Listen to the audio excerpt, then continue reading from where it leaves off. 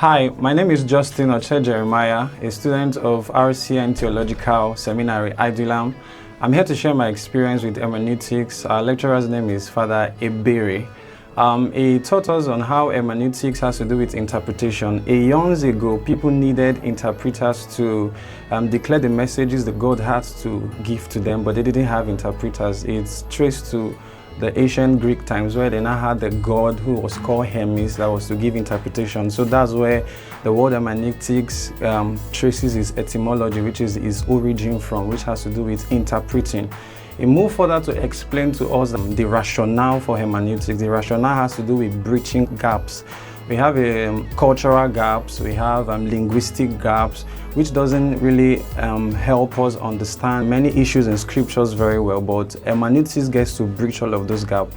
Hermeneutics cuts across different boundaries and borders, but what we're doing here in the Remnant Christian Network Theological Seminary, Adullam, is to streamline it to biblical hermeneutics, which helps us use valid principles to explain and understand the scripture. There are two scopes as to how we explain hermeneutics. We have the eisegesis, we have the exegesis. Eisegesis has to do with reading meaning into scripture. If you check in our time, somebody just takes a text and then they start reading meaning into it. Like, for example, we did a scripture which is, in the year that King Uzziah died, Isaiah saw the Lord. So they now say, every Uzziah in your life, let them die. That's not what that scripture means. What it actually means, that year in the year actually means that they use those in the year to use as a calendar record to say that it was in this year. But people now use it to kill family members, kill compound people, thinking that that's what it means. But in exegesis, which is the second part of hermeneutics, you allow scripture speak for itself. So we learned that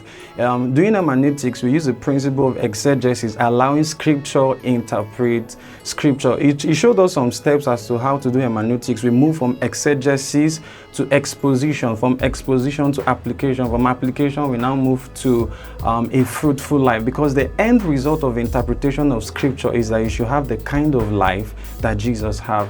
Are you out there? You want to understand how the scripture works? You can visit www.adullam.ng.